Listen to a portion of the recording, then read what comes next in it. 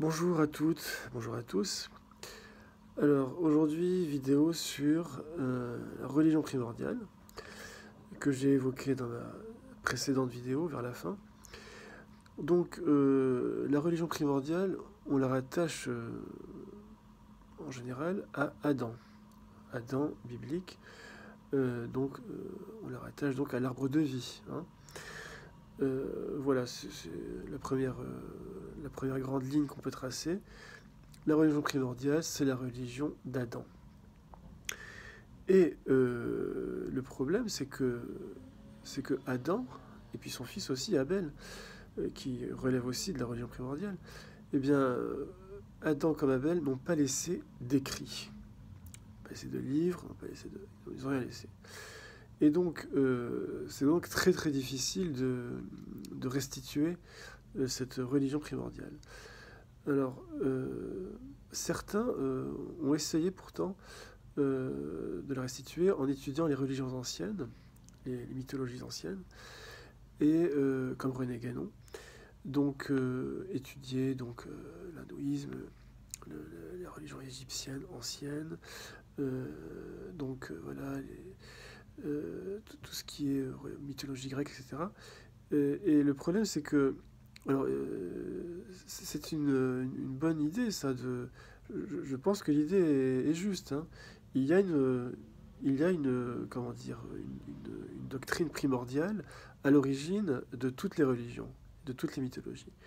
Le problème, c'est que cette doctrine primordiale, c'est la doctrine qui a prédominé à Sumer. Et c'est la doctrine du serpent, le serpent biblique. Alors là, je vous renvoie à ma vidéo sur la postérité du serpent, où j'explique tout ça en détail. Donc cette doctrine primordiale, finalement, c'est la religion, la toute première religion de l'histoire de l'humanité, constituée. Prêtres, scribes, temples, etc. Voilà le modèle qui a servi à toutes les autres religions. Bon.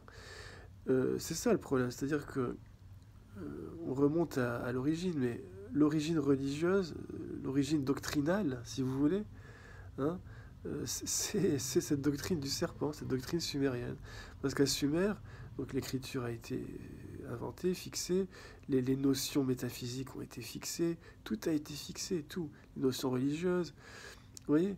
Donc le problème est là. Et cette doctrine sumérienne, c'est donc la doctrine du serpent biblique, comme je l'ai expliqué dans cette fameuse vidéo sur la postérité du serpent. Donc, c'est la doctrine... pourquoi je dis que c'est la doctrine du serpent biblique? Parce que ce serpent biblique, en fait, c'est Enki. Voilà. Enki, c'est le dieu serpent, le puissant serpent, disaient les Sumériens, Mousda. Puissant Mous, Da, Mous, serpent, Da, puissant. Mousda. Je prétends que ce dieu Enki, c'est le serpent biblique. Vous voyez?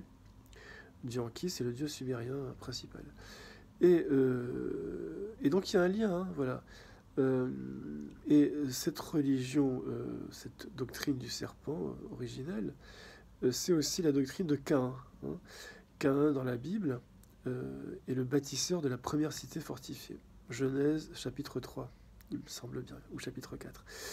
Et comme par hasard, la première cité fortifiée a été bâtie à Sumer, à Eridu exactement. Donc, voilà, manifestement, la déduction la plus élémentaire, c'est de considérer donc que Caïn est le bâtisseur de Sumer, le fondateur de Sumer, Caïn et sa lignée. Voilà le lien entre le serpent biblique et la doctrine sumérienne. Voilà. Donc, vous voyez, en fait, René Guénon, qui a essayé d'étudier toutes ces religions anciennes, eh bien, en fait, ces religions anciennes sont fondées par la doctrine du serpent. Donc, finalement, on en arrive à cette doctrine du serpent, finalement. Puisque les concepts, les thèmes, les notions, tout est originaire de cette doctrine du serpent. Donc, le problème est là. Et alors, quel est le paradigme de cette doctrine du serpent? Le paradigme, c'est que tout commence par le gouffre primordial où règne le chaos. Voilà. Voilà le paradigme qui a influencé toutes les mythologies anciennes, etc. Chez les Égyptiens, c'est le Noun, hein, l'océan primordial, hein, le Noun. Chez les Babyloniens, c'est Tiamat. Chez les Grecs, au début était le chaos, comme disait Hésiode dans sa Théogonie. Et chez les hindouistes, tout commence aussi par les ténèbres, dans lesquelles est enfermé l'un, l'unité, hein, l'un. Donc l'un est endormi, enfin il respire pas. Il est enfermé dans le vide, nous dit noir sur blanc l'hymne spéculatif du Rig Veda, le plus célèbre hymne spéculatif du Rig Veda. Donc vous voyez, l'influence de cette doctrine du serpent est phénoménale, parce que le paradigme de cette doctrine se trouve dans toutes les mythologies, dans toutes les religions anciennes. Et même dans la religion scandinave, tout commence par le chaos. Voilà. Donc vraiment, ce paradigme-là est fondateur, hein, de tout ce qui vient après, quoi. Voilà. Et le problème, c'est que Guénon, lui aussi, eh bien, comment dire, il reprend à son compte ce paradigme. Et lui, il dit que à l'origine des origines, il y a l'océan des possibles, où règne le chaos. Voilà ce qu'il dit. L'océan des possibles. Voilà le gouffre primordial version René Guénon. L'océan des possibles. Et dans cet océan des possibles, il y règne le chaos. C'est ce que dit René Guénon. Donc vous voyez, comment dire, donc Guénon a cherché cette tradition primordiale, mais il est arrivé finalement à restituer le paradigme de la doctrine du serpent, c'est-à-dire du gouffre primordial. Vous voyez le problème. Donc, et cette doctrine, c'est la doctrine de l'arbre de la science, de l'arbre de la connaissance du bien et du mal, hein, le serpent biblique. L'arbre de la connaissance du bien et du mal, l'arbre de la conscience morale, l'arbre de la mort, parce que c'est par la mort c'est par la conscience de la mort qu'on a une conscience morale. Le bébé n'a pas de conscience morale. Donc c'est en mangeant de cet arbre que Adam devient mortel. Donc c'est l'arbre de la mort. L'arbre défendu a été défendu parce que c'était l'arbre de la mort, tout simplement. Voilà. Donc, alors l'arbre de la science, c'est la science attachée à ce qui est périssable, précisément. Hein, une science périssable, finalement. Puisque Karl Popper lui-même disait qu'une vérité scientifique n'est scientifique que si elle est réfutable. Voilà, pour vous dire, donc, périssable. Pour vous dire à quel point cette science est périssable. Et donc, voilà cette doctrine du serpent, donc, qui a influencé toutes ces mythologies anciennes, qui a influencé la gnose. Hein. La gnose, c'est quoi? C'est les caïnites, c'est les ophites. Ophites, c'est quoi? Ça vient du grec, ophis. Ophis, ça veut dire serpent. Donc, les ophites, c'est une secte gnostique adoratrice du serpent. Voilà. Donc cette doctrine du serpent est très puissante. Ça passe aussi par je l'avais dit dans ma vidéo, par les Templiers. Hein. On a la trinité des Templiers, c'est le Père, la Mère et le Saint-Esprit. Hein. C'est pas le Père, le Saint-Esprit et le Fils. Donc Père, Mère, Saint-Esprit. Là, on a l'influence de la gnose qui, elle aussi, fait partir les choses d'un couple primordial. Bref, donc j'avais expliqué tout ça. Et cette doctrine du serpent passe aussi par la Kabbale juive, hein, figurez-vous. La Kabbale juive, donc la franc-maçonnerie. Donc vous voyez, ce paradigme du serpent est extraordinairement prédominant jusqu'à nos jours dans les réseaux maçonniques, etc., kabbalistes, etc. Donc, c'est ce paradigme-là qu'il faut renverser, si je puis dire, pour revenir à la religion d'Adam, à la religion de l'arbre de vie, à la religion primordiale. C'est-à-dire qu'est-ce qu'il faut faire? C'est très simple. Le paradigme du serpent, consiste à placer le gouffre primordial, le chaos primordial, au départ. Hein. Eh bien, la religion primordiale, c'est l'inverse. Il suffit de placer la vie, l'unité de Dieu vivante au départ. Voilà, tout simplement. Ce qui commence dans la religion primordiale, la Genèse, hein, dans la religion primordiale, c'est le Dieu vivant, car Dieu est bel et bien vivant, c'est la vie primordiale.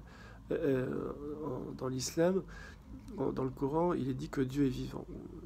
El-Hayy, on dit. En arabe, El-Hayy, c'est le vivant. René Guénon dit le vivifiant. Non, non, c'est pas le vivifiant, c'est le vivant. El-Hayy, c'est le vivant. Voilà. Donc, voilà, le paradigme de la religion primordiale, c'est placer à l'origine des origines la vie, hein, la vie absolue. Voilà. Et alors après, comment ça se passe, la Genèse? Eh bien, cette vie divine, elle se caractérise par le don. Hein.